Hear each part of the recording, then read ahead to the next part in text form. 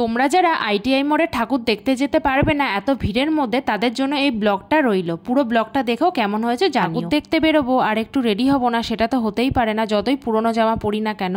তো একটু সানস্ক্রিন মেখে নিলাম, কারণ বাইরে প্রচণ্ড রোদ, বেলা 2টো বাজে এখন। আর তার জন্য একটুখানি আইলাইনারও পরে নিচ্ছি, কারণ পুজোর সময় সবাই সেজেগুজে বেরোয়। যতই পুরনো জামা পরি, অনলাইনে অর্ডার দিয়েছি, জানি না কবে আসবে, আর আদেও পুজোর আগে আসবে কিনা জানি না। তারপরে একটু লিপস্টিকও মেখে নিয়েছিলাম, তারপরে মার চুলটা একটু বেঁধে দিলাম, তারপরে বেরিয়ে গেছি, কারণ জোরে জোরে হাঁটছিলাম। ট্রেনের টিকিট কাটতে হবে, ট্রেন ধরতে হবে, একটা তাড়া আছে। তারপর মায়ের মন্দিরটা দূর থেকেই প্রণাম করে চলে গেলাম ট্রেন ধরতে। ট্রেনটা সামনাসামনি পেয়ে গেছিলাম, আর ট্রেনের হাওয়া খেতে খেতে চলে গেলাম, কারণ আজকে প্রচণ্ড গরম পড়েছিল না। তো তারপরে একটুখানি মায়ের সাথেও একটুখানি ভিডিও বানিয়ে নিয়েছিলাম। তো তারপরে আবার কল্যাণীতে নেমে আবার কল্যাণী সীমান্ত ধরে, সীমান্ত লোকাল ধরে চলে গেছিলাম ঘোষপাড়ায়। আর আমি এইখানে পরীক্ষা দিতে আসতাম একটা সময়ে। তো তারপরে দেখো স্টেশনে কত ভিড়, মানুষের সত্যি কত ভিড়। তারপরে কল্যাণীর ওই যেটা দেখতে এসেছিলাম আইটিআই মোড়ের প্যান্ডেলটা, ওটাই দূর থেকে দেখলাম, আর দূর থেকে মায়ের মুখটাও দেখতে পেলাম। তো শুনলাম এখানে নাকি 5টা থেকে উদ্বোধন হবে, আর তখন প্রায় 5:30 বেজে গেছে, তাও এখনও উদ্বোধন হয়নি। তো চলে গেলাম ওখান থেকে, প্রচণ্ড খিদে পেয়েছে। সকালে একমাত্র ভাত খেয়েছিলাম, তারপরে কিছু খাইনি। এখানে রাস্তাগুলো কিভাবে ভাঙছে ব্যারিকেড দেওয়ার জন্য, আমার এইগুলো দেখলে না খুব কষ্ট হয়।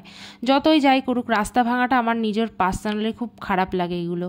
তো যাই হোক, গরম গরম বেগুনি ভাজছিল, আর মিষ্টি ছিল। মা বলে একটু মিষ্টি খাওয়াবি, তো মাকে একটুখানি মিষ্টি খাওয়ালাম, আমি একটুখানি মিষ্টি খেলাম, আর একটা বেগুনিটা খেলাম। খিদে পেয়েছিল যেহেতু, এটা খেয়ে একটুখানি পেটটাকে শান্তি দিলাম।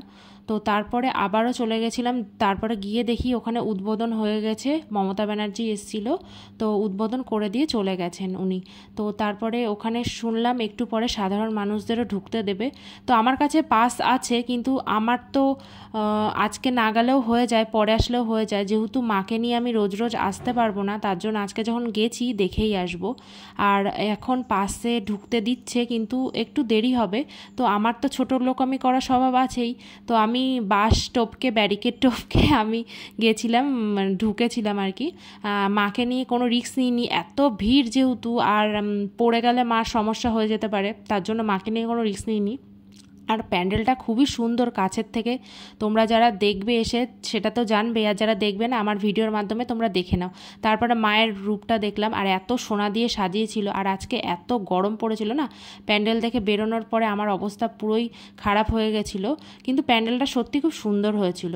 আর পেছনে এই যে বাসের সামনে যে এত সুন্দর, বাস দিয়ে এত সুন্দর প্যান্ডেল করা যায়, সেটা সত্যি জানার, মানে কি বলবো, জানার বাইরে আর কি। খুব সুন্দর হয়েছে। তো তারপরে মাকে নিয়ে আবার ঠাকুর দেখে এসেছিলাম, পরে ভিড়টা জাস্ট একটু কমেছিল, তাই জন্য মাকে নিয়ে আবার রিস্ক নিয়ে ঠাকুরটা দেখে এসেছিলাম। খুব একটা রিস্ক নিতে হয়নি যদিও বা। তারপরে আইটিআই মোড়ের ঠাকুরটা দেখে এবার স্টেশনের উদ্দেশ্যে যাব, ঘোষপাড়া স্টেশনে। দেখেছো কতটা ভিড় স্টেশনে ভিড় হলেও ট্রেনটা অনেকটাই ফাঁকা ছিল। তারপর দুবার করে ট্রেন পাল্টে আবার রুটি কিনে আনলাম, কারণ এই রাতে এসে রুটি করার এনার্জি মার আমার কারোরই নেই। তো রাতে চিকেন আর রুটি খেয়েছিলাম, আর আজকের ব্লগটা শেষ করলাম। বাই।